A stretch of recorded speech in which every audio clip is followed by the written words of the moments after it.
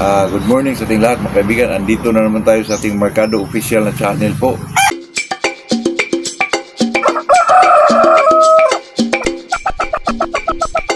Medyo matagal-tagal tayo hindi nakapag-vlog dito mga kaibigan kasi hindi pa na-activate yung natin, channel po na Mercado. So, okay lang yun mga kaibigan. Para makapagbigay lang tayo ng saya sa ating mga kaibigan po. Bago tayo mag-umpisa, shoutout muna tayo kay Robert Sules, Jewel Gauson, Oliver Cariña, Marvin Turlao, Jason Sanico, Tani Mahumot, Mark Lister Hura, Super Globes TV. Magandang umaga sa ating lahat po. Ito naman pag-usapan natin kaibigan itong sa breeding naman po. Kasi sa pagbibreed ng manok mga kaibigan, lalo na pag battle cruises mga kaibigan, paano ba tayo makapagawa ng medyo pagkapapanalo po bilang winner ba mga kaibigan? Mataas po. Kahit hindi mataas, basta lumalampas na mga kaibigan na magaling yung isang manok po. Kasi ilang bisis naman dyan mga kaibigan na kahit ang mga ninuno niya ay mananalo din yung mga anak o apo. Depende lang yung mga kaibigan kasi pag nakita kung ang manok ay isang magaling o magaling, ang iba sabi nila na pag magaling pero talo pa rin. Ang mga galing na manok yung grabe ang cutting, grabe tapos talo pa rin. Kasi sa lahi daw, ibigay yun sa akin yan.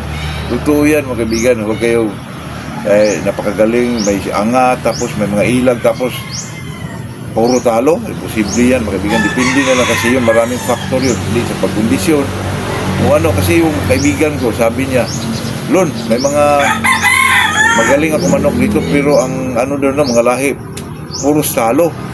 Di, ibigay mo yan sa akin. Binigay niya yung 3 mga kaibigan. Biruin mo yung 3 na nalo sa akin. Totoo yan. Di yan biro mga kaibigan kasi ito kasing manok. Huwag yung maniwala dyan na galing ito sa mga lahing talo. Nako, dipindi na lang yun mga kaibigan. Kung sa paglaban niya ay walang palo doon kalaban, ba't hindi naman siya manalo, di ba? Kaya kahit mga ganong klaseng mga kaibigan, ganong klaseng mga sitwasyon po, pag-isipan din natin yan ng maayos para naman makuha natin yung winning moments natin mga kaibigan. Kahit mga gilid boys na tayo mga kaibigan, ito pag-usapan natin mga kaibigan na ito pong pag ground fighter o saltada ang tinapat mo, sigurado na bang magaling yung mapudos niya mga offspring po. Ako hindi po yan sigurado mga kaibigan, pero mayroong mga lumalabas na magaling po. Kasi dati mga kaibigan, mga 60s, 70s, yun ang ginagawa ng mga breeder hatch to limon. Pero magaling naman yung mga lumalabas. O dati hindi pa kasi masyado uso yung round head mga kaibigan kasi yung mga mga kaibigan, gusto nila yung mga talagang maganda yung mga mukha, yung medyo maliliit, yung mga limon. Yun ang mga sikat dati. Yun talaga ang mga pinaspasikat nila, yung mga claret. Kasi magaling yun. Yung mga claret, cross sa hatch, gano'n. Hindi ko masyado na rinig yung round head mga kaibigan. Pero mayroon na yun. Pero may mga usap-usapan na mga round head daw, may mga takbo daw. Totoo naman yun. Dati mga kaibigan, yung round head talaga, kulang talaga yung sa tapang. Pero yung mga round head na yun, kaibigan ako, katulad naman Boston round head nila Iskulin, parang wala na yung takbo mga kaibigan kasi naipasukan na yun ng mga hatch. Naipasukan na yung mga weekend. Hindi natin alam, hindi naman tayong breeder. Nagdepende na lang yun sa breeder mga kaibigan. Pero pag pinag-usapan natin na from light to dark, itapat mo sila, sigurado na magagaling yung mga offspring. Hindi pa rin natin yan sigurado mga kaibigan.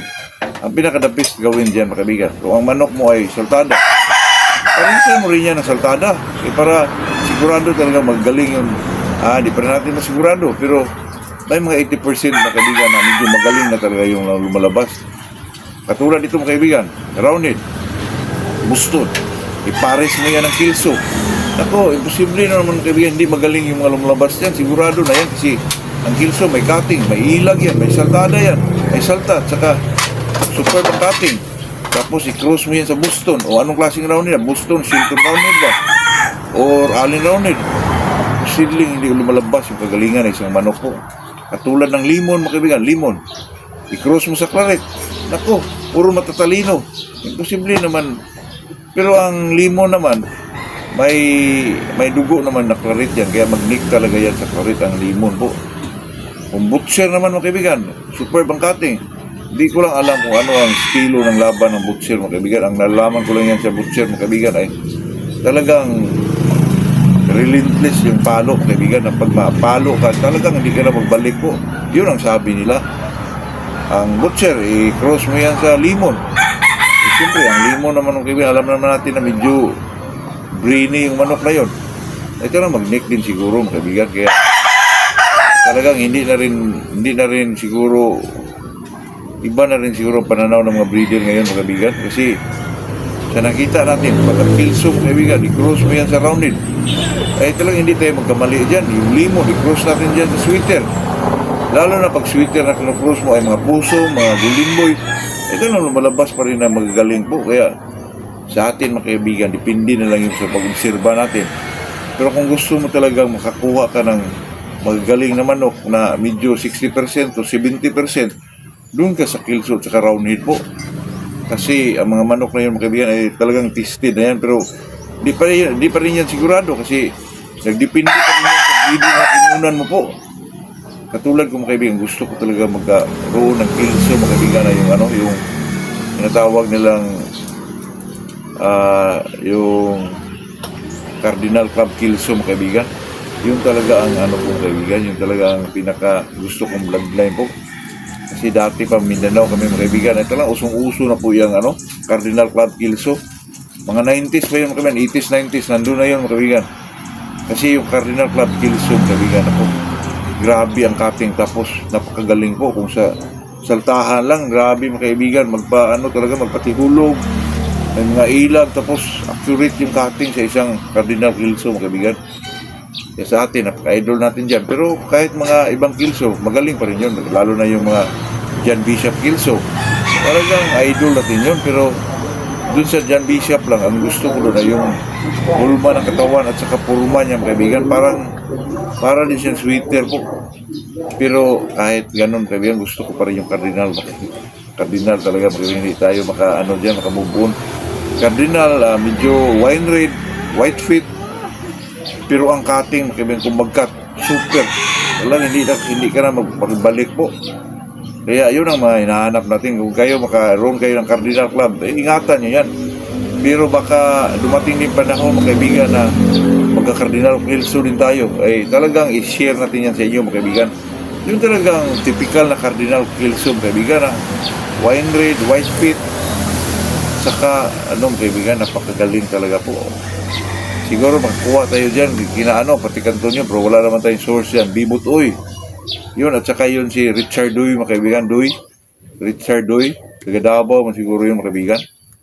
Yun ang pinaka-main source doon. Pero yung iba dyan, mga kaibigan, huwag na tayo dyan kasi galing sa galing. Yun talagang makuhanan mong legit po para naman medyo hindi tayo lugi, mga kaibigan. Kasi ang pagbibreed kasi, mga kaibigan, nakaano yan ang panahon. Saka panahon saka magastos, mga kaibigan. Totoo yan. Ito lang na i-build ko ngayon, mga kaibigan, Golden Boys. Kaya kwintahin mo yung mga pagkain dyan, mga kaibigan, kaya kunti lang yung manok mo, 20, 30, ano na yan, mga kaibigan, napakalaki na po ng expenses dyan kasi alangan na naman, hindi mo bigyan ng mga vitamins. Mayroon yan. At saka minsan, mga kaibigan, pag nakita mo medyo nalulungkot yung manok mo, medyo mahina ang galaw. Ganun ako, mga kaibigan. Pagtingin ko na medyo, inumin ka agad ng super QR, mga simpleng lang, kasi mga pobre naman tayo. Yung tukos 500. Isang, bigayan lang. Tapos kinabukasan, magbigay ka na naman ulit ng yung mga Vitamin Pro, yung mga Progency, kasi yung mga kaibigan, pag magbigay ka ng mga antibacterial po, lahat ng mga good bacteria to bad bacteria, mamatay yan lahat yan, mga kaibigan, totoo yan.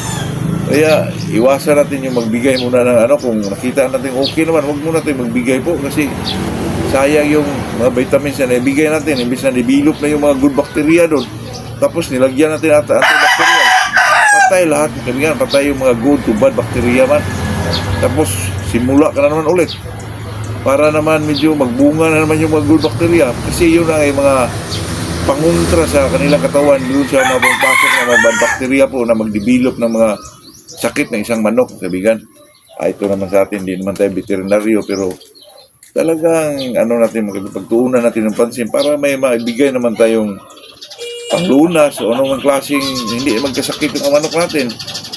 So sa akin talaga mga kaibigan, kahit basta may makita lang kung kaiba sa kanila, ay talaga magbigay kaagad tayo kasi pag mahuli na tayo po, nako, medyo malaki na, mapasukan ng may sakit, patay.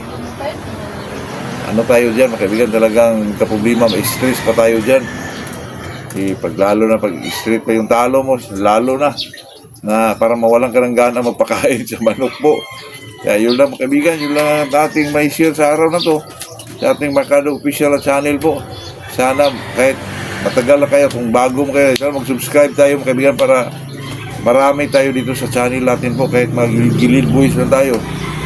Magpaprinta tayo ng gilid boys mga kaibigan at t-shirt. Yun lang mga kaibigan, gilid boys Macau. Gilid boys po mga kaibigan. Magpaprinta tayo niyan. Tapos pag-share natin sa ating mga taga palaging palaging nag-message sa atin mga kaibigan. Yun lang po. Dito lang tayo mga kaibigan. Good morning po.